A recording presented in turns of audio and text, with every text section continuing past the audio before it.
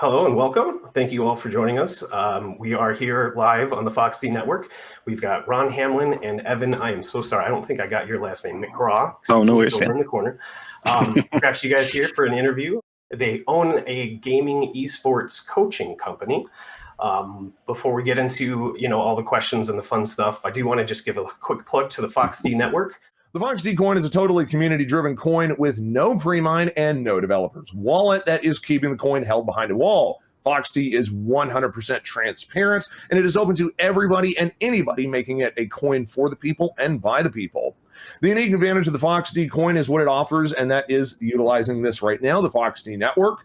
The coin gives everybody the opportunity to get seen on our network and gives your content a chance to shine, with your audience growing with you and the network. We're always accepting new guest streamers and contributors to the network, so if you would like to expand your brand, you know what to do. Check us out on our website at foxdnetwork.com. That is Fox, the letter D, network.com. Or you can always support the coin as well at foxdcoin.com. That is Fox, the letter D, coin.com, where you can download your own wallet. Or if you want to buy some coins yourself, you can check us out on Crex24, BitSales, FX, and Free Exchange. So like I say, I'm going to jump right into it. Thank you guys again for joining us. Really excited to talk to you guys. I'm a huge gaming person myself, so Nice. Hearing about all this is exciting for me, to say the least. I know that, if I'm not mistaken, you guys run a company, like I said before, that provides coaching for different esports. Is that correct? That is right, yep. What made you guys get into that? Well, actually, I would say that I'm original founder. Evan has come on as a co-founder about 6 months or so into the company from start back when. So I've been an avid gamer most of my life. I did get a Nintendo NES back when I was a teenager with my own money from a yard sale, and then got into WoW and all kinds of stuff. But I didn't know what esports was, and I was starting to build a company to provide a space for console and PC gamers to get together and play. When I learned about the word esports and what it is, and all of the things that are out there for kids to have opportunities, there's 400 colleges that have programs of one way or another, and about half of those have varsity teams with scholarships available. And I'm a foster parent, so in learning about that kind of segment of kids and what they miss when they're launching beyond high school, it just was something that provided another way that they could find a solution and then even make income. That's excellent. Very admirable. What about yourself, Evan? What made you Absolutely. join the team? Well, my history has been in technology and business development for a while, and of the various tech companies that I've worked for, some of them had actually sponsored esports. Oh, But even going further back than that, I can remember going to the computer lab in like the year 2000. Ron said that he bought his SNES when he was a teenager. He's really dating himself. I was in high school in 2000, and following my older brother, of course, and him and all his friends were playing, Quake on LAN, and I thought easily this could be, something sponsored by the school or some kind of team-based or focused event. And 20 years had gone by, and we hadn't really seen any improvements or anything along those lines. When I heard what Ron was doing, I said I had to be a part of this. My background is also in swimming as well, so I was a year-round swimmer. Starting since I was 5 years old. We lived right next to the Swim and Racket Club. Then ended up participating in college as well. And so coming from that background and knowing the benefits of having an extracurricular, something that you can be a part of, grow you as a person. You can be a good teammate. You can be coachable. You can give you an opportunity at that next level. When we did the research, we realized that about 80% or so of kids right now who are concentrating specifically on esports, they don't do another extracurricular at all, and that's a huge subset of kids who are incredibly skilled at what they do that could benefit from coaching, but could also benefit from additional opportunities as well. So it's kind of a paying back measure. I had these opportunities, now I want to be able to create these opportunities for kids who are good at esports as well. That's excellent. I'm sure it helps a lot with community building as well. That's fantastic. Absolutely. Well, great. Ron had actually mentioned the fact that he kind of learned esports and had heard the term. What do you constitute as being an esport, or what would you say defines it? Because there's a lot of competitive gaming out there, not necessarily all considered esports. Yeah, so I define it to people that don't know anything about it as any video game that has two sides to compete, right? Smash Brothers, battle royales, first-person shooters, MOBAs, and RTS, right? StarCraft would be RTS. Yep. But like that's the concrete definition. But you can also consider certain other titles, Zelda, Mario, when you're speedrunning. Yeah. As well, although that is a little bit of a narrow piece. I actually know Kind of a gray area. Gray area. That's a better way to put it. One girl that I used to work with at my professional job was looking to go back to school to further her degree, and I connected her with Erskine, who is a school in this area, Union, South Carolina, and they have an esports program. She's a speedrunner, and she was given a scholarship as a speedrunner to go there and attend. Yeah, one of the first tournaments that we had put on was a zombies event over Halloween, and you wouldn't think that a player playing against the computer would be necessarily considered an esport, but there's a whole niche around that as well. And the winner of our event was actually a world record holder for a particular map, using specific weapons, something along those lines. So you can find competition in almost anything when it comes to esports. Right now, we're preliminarily concentrating on the esports that kind of mirror the existing, what we like to call analog sports that are out there now, where it's either one-on-one or team-based, because when folks can see the comparisons between the two, then they can connect the dots, right? Like, this is definitely something that requires skill, and it's entertaining to watch, right? I mean, we're rooting for the football players on the field, not because we like them as individuals, but because it's entertaining to see them, play the game and things like that. So there's definitely a lot of connections there. And, when people see those comparisons made, then they can say, well, obviously esports needs to be a part of our infrastructure right now. And the big driving force behind Virtual Reload is that underlying infrastructure is not there right now. There aren't teams for these kids to join when they're at the high school level or the middle school level, even the Pee-wee level and elementary. You can get started in football as young as 8 years old, but what esports team or program are you going to put your kid in if you know that they have a proclivity for video games and want to go that route? It doesn't exist. And America, the United States, is actually very far behind the rest of the world when it comes to building this infrastructure. So there's definitely a gap there that Ron and I are hoping to fill. That's excellent. Yeah, I mean, to your point, I've seen all kinds of huge Korean tournaments where they've got just fans lining the seats and everything. And I actually worked for a company that is a sponsor to 100 Thieves, if you guys are familiar. Nice. Yep. Very much so. Yep. So I actually got tickets to go and watch the League of Legends World Championship event when it was at Little Caesars Arena in Detroit. Nice. That's amazing. Pretty entertaining to see, but definitely not the same scale as what they have, in other places such as Korea, that's been doing StarCraft tournaments for years and years. Absolutely. Well, did you see the people pouring into the streets once Leagues was over? No. Yeah, there's video if you can find it, and it looks like a celebration, like something along the lines that you would see if their team won the World Series or the Super Bowl. Folks were pouring into the streets. Of course, it wasn't happening in the U.S. Because I don't think the U.S. won Worlds. But it just goes to show you, and also one of the other statistics that we keep citing all the time is that there were more viewers for Worlds in the past several years than there were for the Super Bowl. Yep. If you're including global viewership, things like that. So it's definitely something that for whatever reason isn't as prevalent here as it should be. But we obviously have a lot of catching up to do. But it's a great opportunity. Now there was another American-based event that was very well done and watched, and probably would compare to the League event that goes on in Korea and wherever else. And that was the Fortnite World Cup a couple years ago. That's right. Did you get a chance to watch that, Brandon? I never did much on Fortnite, so I didn't see that one specifically, though. Okay. Yeah, they were the younger man's game.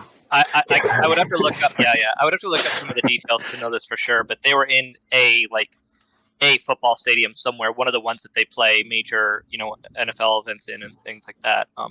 They had people there physically in the stands, and then they were broadcasting it. In fact, if you went into Fortnite during the event, and I know this because we held a watch party for it, if you were in Fortnite during the event of the World Cup, it was popping up, letting you know, hey, go watch the World Cup. And I think you could watch it from the game client itself.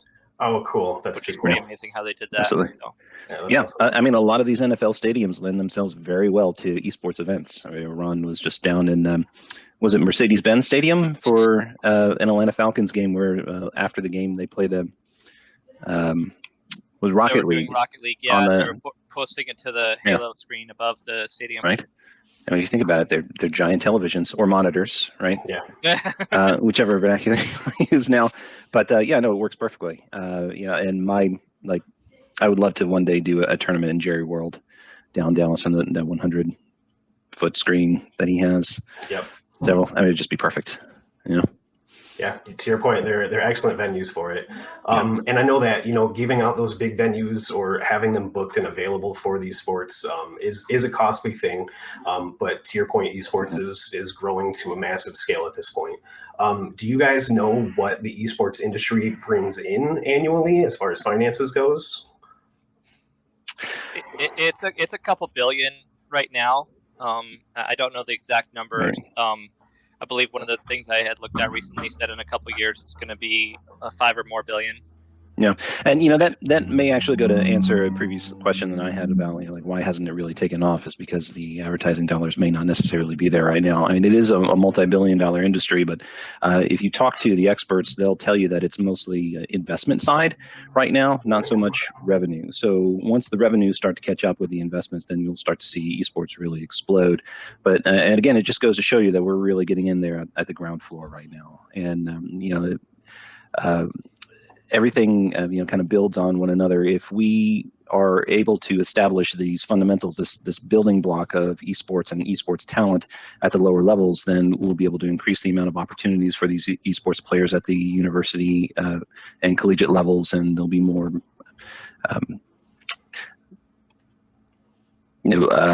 scholarships, at that next level. But then they'll also be pumping out much more mature and well-trained esports players for those professional ranks, right? And then once we get to that level, and it attracts the dollars for advertisement, and ticket sales, and things like that, then you'll start to see more of the economy get behind esports, and that's really, once that happens, that's really where we're going to see it take off, and we're trying to lay the groundwork for that, because esports has really been built from the top down.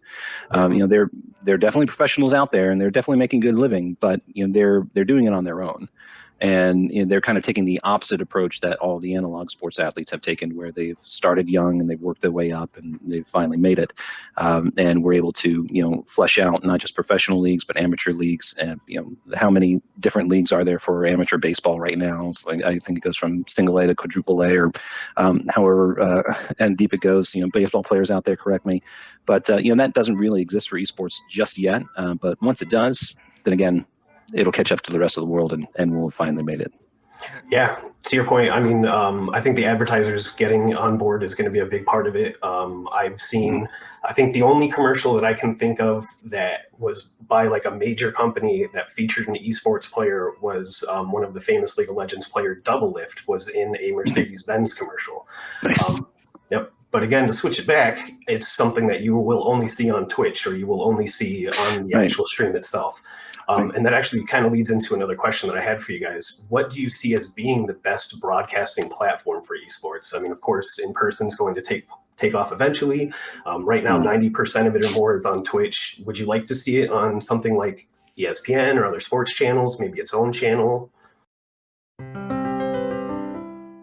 So I would like to see. I mean, Twitch is great and everything, but until it is on a platform that your average parent is used to watching, I think it's going to be slower in taking off, right? So whether it be one of the ESPN channels that exist now, or a new esports focused channel that is on readily accessible cable networks and things like that, from a known brand such as ESPN, that's gonna and ESPN has published some esports events already, right? Yep, they've done a few, and I know especially during like the pandemic when sports weren't actually taking place, they would fill some time with esports events Yeah, as well. I got so many hits when they did like the NASCAR, not e-racing version of NASCAR on ESPN, and there was another event. Was it an Overwatch?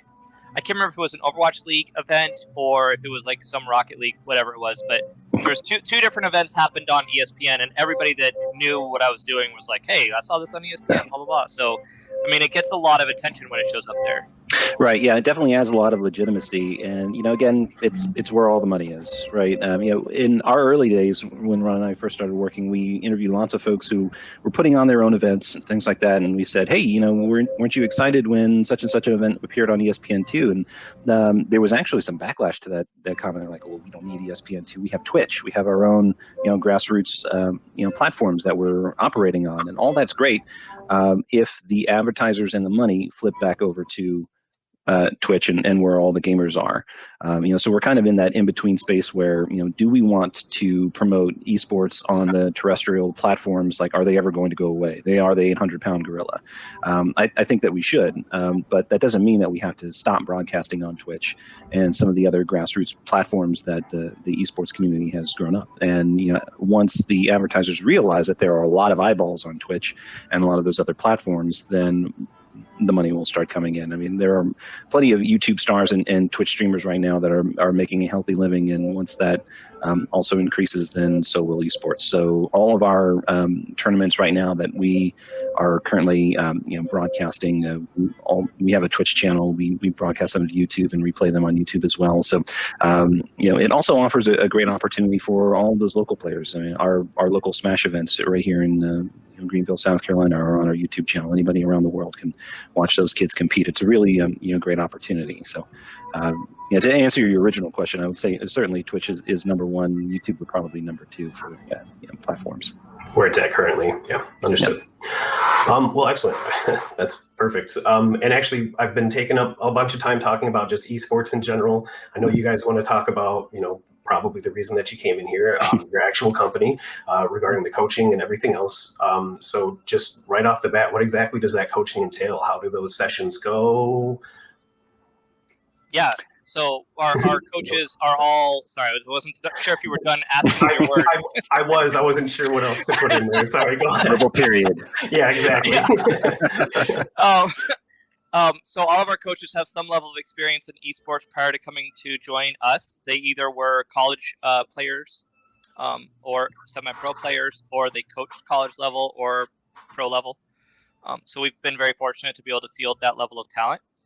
So they all understand what it is to coach, the things that are needed for that. So they go through and they'll assess the skill level of the client in some level of a broad review, or getting in the game themselves with the client to play with them.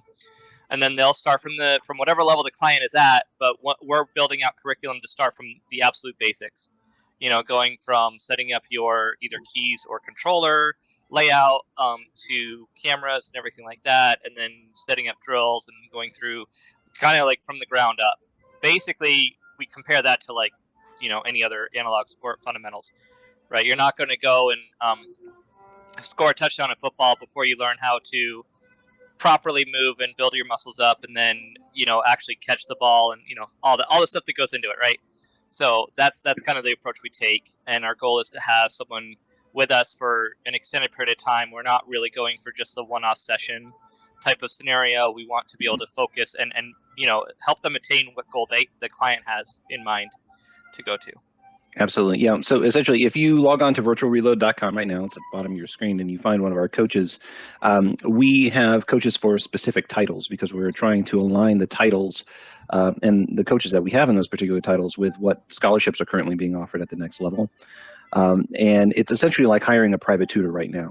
You come in with a certain skill set, they'll assess you, and then they'll give you some things to work on, and then you'll be able to go from there. It's kind of like going to the golf course down the street and hiring a range pro for a particular lesson. However, we recommend that you have a long-term relationship with this coach because there are a lot of skills that you can build up throughout your esports journey. And until it exists, we're also looking at putting together some winter leagues as well. So it'll give you the opportunity to be continually coached and to also continually have the opportunity to showcase those skills in matches with other players as well. So kind of building that player resume so that you have something concrete that you can take to that coach at that next level who's trying to recruit you and say, look, this is how coachable I am. This is where I started. This is where I've begun. And, I have a great idea of how I need to improve and, put me on your team. That's awesome. Very impressive. I'm glad to hear that you guys have, a mindset of continuing that education, if you will. Yes, absolutely. To your point, there's always something new to learn. As a huge Rocket League player, it goes from hitting the ball to dribbling to air dribbling to flip resets and just et cetera, et cetera. So absolutely. Yeah. That's very cool. We're in a very unique position right now where all the players that have reached that next level have all done it on their own. So a lot of the anecdotal evidence that we've been getting from the coaches that we have now that have coached at the collegiate level have said that they've needed to break down the players that they have and kind of build them back up into the mold of how they actually can really be a solid player at this particular game and not just really good at one thing or a particular position, whatever it was that got them there. And all of the collegiate coaches now are just recruiting internally from their own, student body rather than recruiting from the lower ranks. So, if we can improve the overall quality of those players coming out of high school and giving them additional skill sets rather than just, whatever it is that they taught themselves, then they'll have a better opportunity at making it at the next level. Yeah, and to that point, I always bring up, so right now the colleges are mostly looking for students who have a passion for games and have good academics, but they're not going to be able to sustain that forever, right? Mm-hmm. Eventually going to have their rosters completely filled out. They're going to have, one or two or three spots open on the team, and they're going to have hundreds or thousands of applicants for those positions, vying for those positions. So they're going to have to figure out a way to filter it out. So just like if you wanted to go to college on a scholarship for football, but your experience with football is either flag football or throwing the ball around in the backyard with your dad, you're not going to get that scholarship, right? Whereas right now, that's what esports is doing. So you're going to go through the process of starting, whatever the lowest league for football is, but like Pee Wee, yeah, right, all the way up through, and then because you've played for so long, you have all those skills ingrained. And it's not so much just how do you play with the ball, but it's also the idea of being experienced and getting coached, right? Yep. Playing with others. That's what we're doing for esports. Is we want to be that club program where when they come to us, they already know, they've gotten to a certain level on their own. But again, are they doing those the best things that they could do, right? Whereas, and also we can short circuit the process as well, because if you're wanting to get really good at Rocket League, you're going to have to figure it out, right? You go in the game and play around with it when there might be certain drills that you may not be aware of that you could be doing to hone your skills that our coach could tell you this is what you should do. Absolutely. Perfect. Yep. Makes perfect sense. Glad to hear the idea of building out these other leagues to make it happen because to my knowledge, all of them are basically, as far as esports goes, it's just a leaderboard. You're in the top 50, top 10, top 100. There's no real way to show your ability to work with others, to be coached, those things. Right. Yeah. And maybe that guy who's at number 70 could rocket all the way up to number 1 if only he had coaching. Yep. Right? Somebody to tell him. Be more. He or she. Yeah. Sorry. You, Ron. Good looking out. They, whatever. They, indeed. So I know you guys have talked about the fact that most of your coaches are coaches from other levels or have some kind of esports coaching experience. Is that one of your requirements, or are you guys looking to bring on new coaches? Like, what's the future look like for your company? Yeah, so for now, that's what we're looking for. But one of the other things, so the player side, all the stuff we talked about thus far has been from the aspect of the player in that game, okay? But we don't want to just teach the game. Okay, because when you look at an esports event, all of the different aspects that go into an analog sporting event, like when you watch football on TV, the players on the field is only 24 guys that are a part of a much larger team that's making that happen, right? You've got graphic design, you've got video production, you've got the sportscasters, all of those different things, and esports is the same.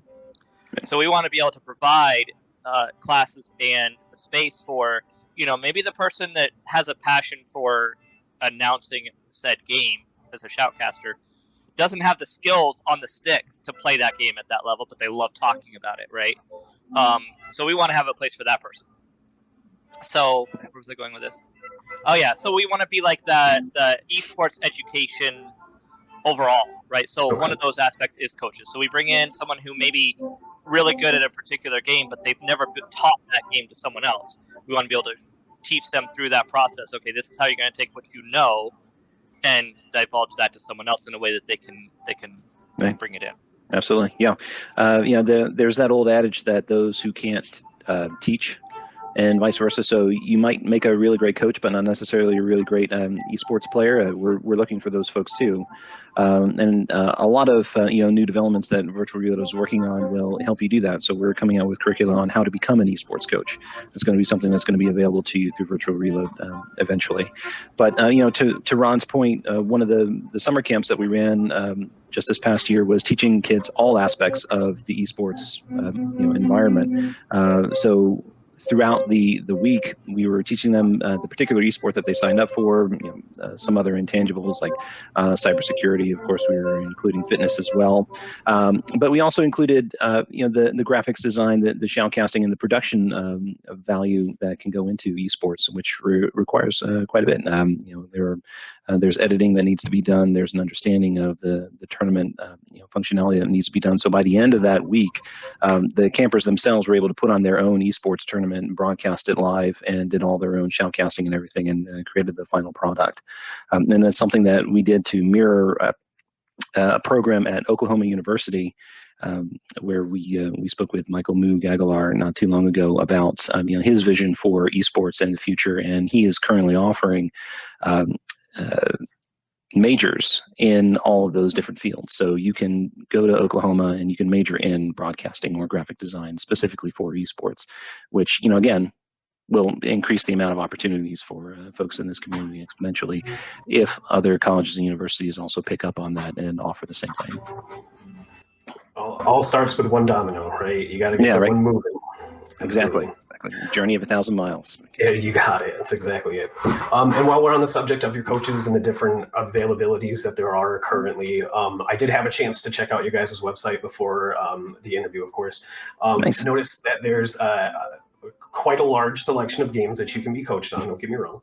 But there's a few of those games that are more popular that I didn't see available. Can I assume you guys are working on adding coaches for things like what I saw was I may have missed it. I didn't see Fortnite or like Counter-Strike on there. And I know those are some of the bigger grossing ones, or the ones that have been continuing for a good while, if you will. Yeah, we have a couple of positions that a league is another one we don't have covered right now. So we're working on expanding the list of coaches to include some of those titles that we're currently missing.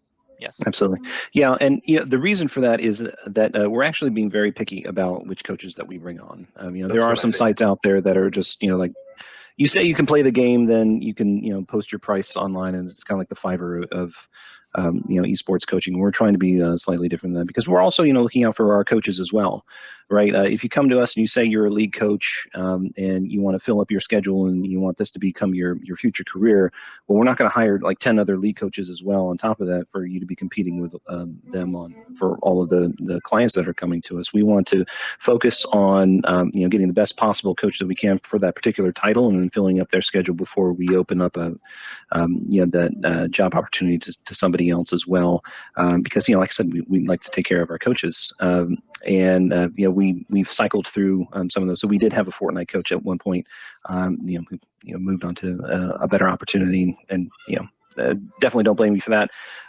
But like I had mentioned previously, we are trying to align all the titles that we are offering with titles that are being offered scholarships at the next level, because that is the ultimate goal. So we're keeping a close eye on all the colleges and universities out there that are offering scholarships for esports, and trying to match that with a very highly qualified coach that would like to make this a career. Well, and I'm sure, to add to that point, you're trying to actually coach these people in esports. You're not trying to boost their level. There's a huge difference there, and you guys are making a very Actually, good that's job so funny that you bring that up, because I was at an entrepreneur cohort a couple weeks ago, and one of the guys there was like, "Hey, would you consider, basically offering your services to boost other players?" And I was like, probably not, because that's not really going to be Yeah. helping them attain something ongoing. Yep, you're just Yeah. giving a reward. That's a big difference. Right. Well, excellent. There was a couple other questions that had been provided, such as, when it comes to, I think you had said yourself, being good at a specific character. Why are like certain characters and other nuances so important to things, to these players when they do play games? And why is it so important to, make them fully fledged players as opposed to specifically good players, if you will? Well, okay, so basically in football or any other sport, right, you don't have the quarterback also be a linebacker, right? You're now, granted, early on in the younger leagues, there is that like play every position, figure out what you like or what you're good at, right? But at some point, you either prefer a certain position or you could become really good at a certain position, whichever way it happens.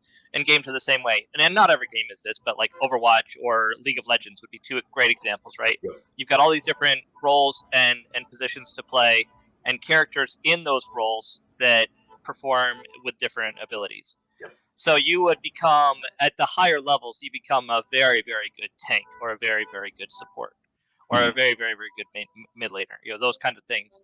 And so there is positional coaches, or there should be if there aren't, positional coaches in some of these titles, because just like how in football you've got your defensive coordinator, yeah, you've got your offensive coordinator, all the quarterback's different, coach, exactly.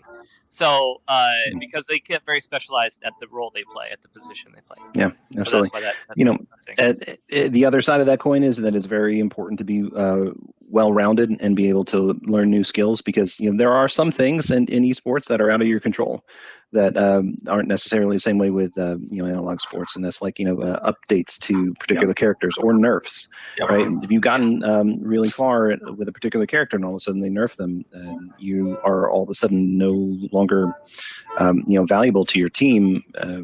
Where does that kind of leave you? So it does help you to be a little bit more well-rounded there. But a lot of the very position-based games that Ron had mentioned, like League or Overwatch, things like that, we have gotten some very specific coaches. So we've gotten support-level coaches and offensive-minded coaches, and not everybody is built the same. So if you have a particular mindset where you're the aggressor and you like to jump in front lane and just go ham, then you're probably not going to do well as a support player, and that's fine.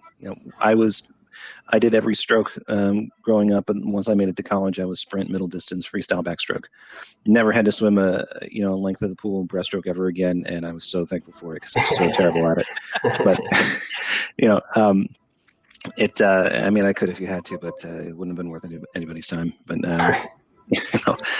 I kind of figured that's exactly what the case was. I'm glad that you guys are really recognizing that, these differences, because again, it's learning how to be coached, and it's boosting, and we don't want more boosters out there. Right. Let me tell you now, we don't want more boosters. So that's excellent.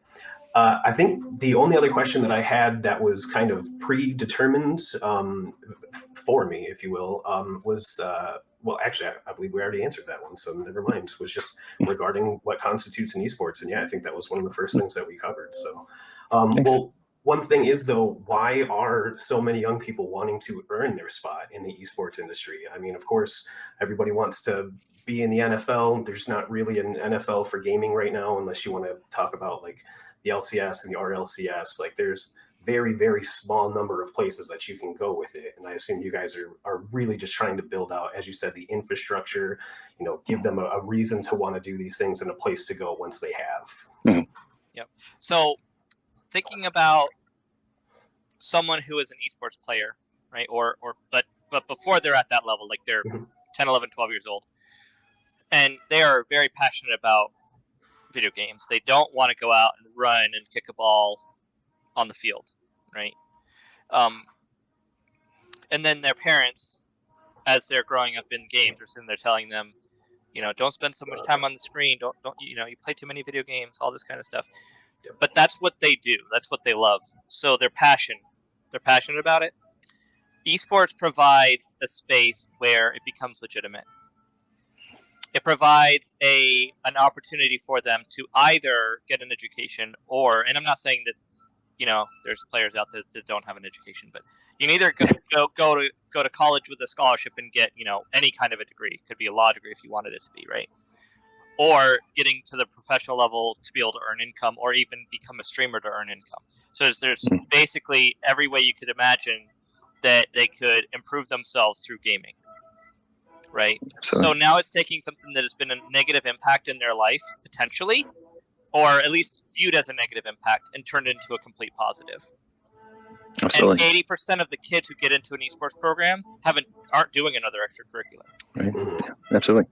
I mean, these are all, very intelligent and skilled, and to your point, passionate individuals about their activity. And, why shouldn't they have the same opportunities as everybody else just because they're interested in esports when there is so much opportunity out there to be had?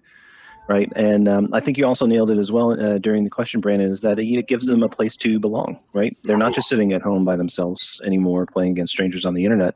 If you give them that opportunity to, have something to work towards, like their regular season or a championship, or just helping the team in general, and then also being part of a team, that's another huge intangible that this particular extracurricular will give to them that they don't currently have, or, they prefer not to, have to waste time playing soccer in order to achieve when their real passion lies with esports.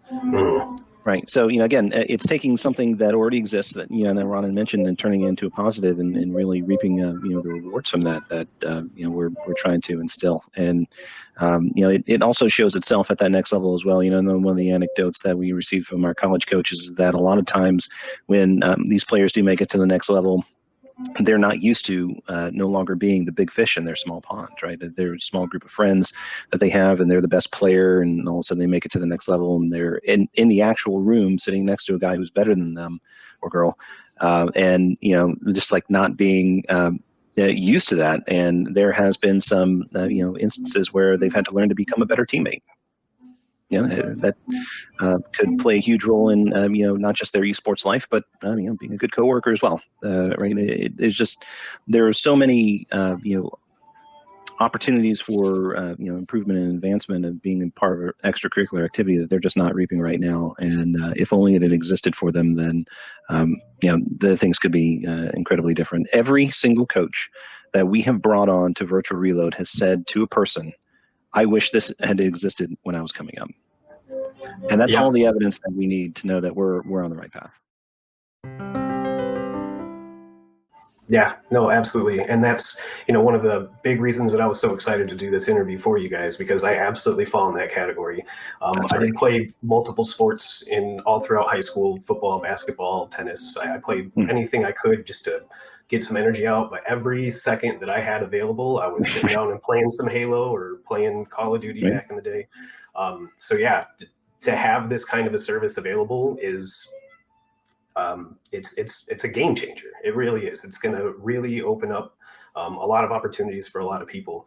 But one quick bonus question, I was going to let you guys go, but Ron kind of hit the nail on the head, so I have to ask it. What do you think is going to be the driving factor to getting more parents, as he said, to really be on board? Because a lot of them aren't looking at, even if they watch college sports, they're not watching college Rocket League or college League of Legends tournaments and stuff. So what's that driving factor, other than, of course, making it available on other platforms, to really push this so that parents are on board and they can actually, get behind their kids sitting down and playing games for hours on end? Well, there's a lot I could say about that, but one of the things is it's another way to connect with your child. Right. If your kid is passionate about Rocket League and they're playing that all the time and they're watching it on Twitch and things like that, but every time they're doing anything with it, you as a parent are tuning out. Right. I like to see it as a way that they can find a new connection with their kid. Right. Absolutely. So there's that aspect, and then the other is that I like to say this to parents is that if your student who is graduating from high school is a gamer and they're going to go to college, and they're not going for any kind of a program for esports, but they're just going to go and study something and stuff. even if you don't provide them a method, they're going to find a way to play video games in their dorm, right? And in that situation, it could be, and I say this tongue in cheek because I don't think all gaming is negative. Like, as far as like, you still learn stuff through games. There's systems that you learn and things like that, but it can be to their detriment if they're either hiding it or that's the thing. So, because it's going to affect their studies and things like that.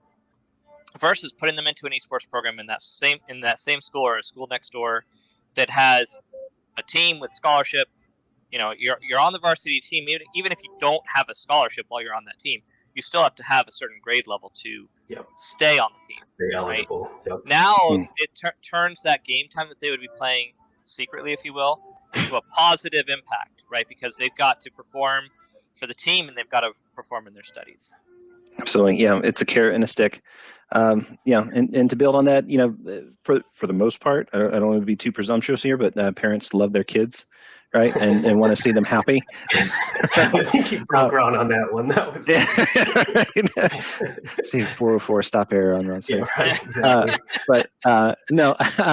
But yeah, I mean, they want to provide for them. They want to see them do well. So that's one of the reasons why we're harping on scholarships so much, is in order to get the parents involved, because it gives their kids something to work towards and an opportunity at the next level. They're going to be there for that. But also speaking to what Ron had mentioned, if you have a kid that you're all throughout your life, you're thinking, I can't wait to have a son because I want to watch him play football, and then all of a sudden he's more interested in esports.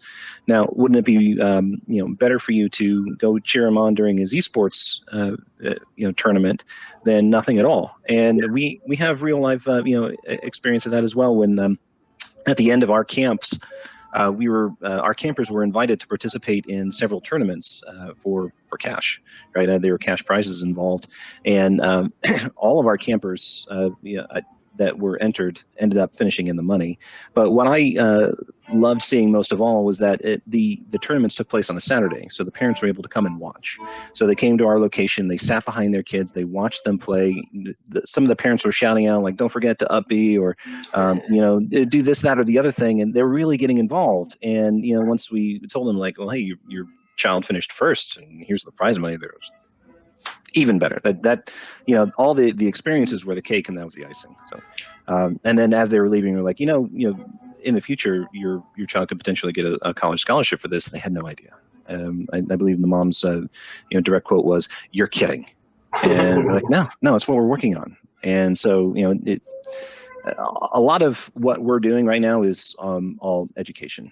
Around what the possibilities are and what the opportunities are going to be, and if you just get behind organizations like Virtual Reload, they'll exist and they'll come about even sooner. So, that if that's not evidence enough for parents to get their kids involved, the only missing piece is where do you send them? Yeah, and that's what we're trying to be. Excellent. Well, that's awesome. I've super enjoyed getting to talk to you guys. This is very near and dear to my heart. Before I let you guys go, I wanted to see if there's anything else specific that you want to talk about regarding your coaches, your company, any of the upcoming tournaments. Free couple-minute plug for you guys. Go ahead. Oh, great. Well, we are planning, and I know it's a little bit further away, but we are planning an all-girls camp week in June. That will be provided both in physical locations here in Greenville and possibly Atlanta. We'd also like to see if we can open up that to virtual students as well. And then we do have an upcoming Valorant series in probably January timeframe of having some a free entry league to provide prize pools at the end of the league. Absolutely. Yeah. All of our camps have also been open to virtual campers as well. All of the instructional events are mostly virtual. So even if you see a camp going on in Greenville, don't hesitate to reach out to us. You can find us on Twitter, the Virtual Reload, and join our Discord as well, Virtual Reload, also for all of the announcements of events that are coming up. If you were in the upstate or anywhere close to South Carolina, we do a weekly Smash event here in Greer. So, come on out. But, aside from that, I would encourage you to visit virtualreload.com. If there is a particular title that you're passionate about, please reach out to us directly. There's a contact field on the website. You can DM us directly on at The Virtual Reload on Twitter as well. If you have any questions or if there's anything that we can do, like, if you have any comments, suggestions, we wish you would do this. Can you hurry up and hire a coach in this particular title? We'll do it. We'll snap to it. So, this is, we will never forget that esports is only where it is right now because of all the esports community and the grassroots efforts that the players that have come before us have put together. So, we're here for the players. We won't forget that. So if there's anything that we can do, please reach out to us, and we'll be happy to hear from you. Quick correction to the socials. Oh, Twitter and Instagram are Virtual Reload, and And what's it- Facebook and Twitch are The Virtual Reload. We had to confuse it. Right. It's never Yeah, just cut out everything Well, I it just doesn't said. help that someone else existed with just Virtual Reload on both of those platforms. So it's like, Oh, really? what do we do now? Well, we're the real ones. So. There you go. Right. Well, the one thing I would suggest is keep doing what you guys are doing. Love the idea. Love, helping build the community and really grow the esports world. I appreciate you guys for taking the time. I'll let you guys Thanks for having sign me. off. Of course, absolutely. Brandon with the Party Full of Fools, Ron Hamlin, and Evan McGregor. Or I'm sorry, McGraw. Yeah, that's fine. Ewan McGregor. No worries. I mean, you can't hate on that, right? Obi-Wan. Yeah, thank you. You saw my face and you thought you and McGregor. I appreciate it. Evan McGraw, thank you so much. You guys are fantastic. Thanks for your time. Keep doing what you're doing.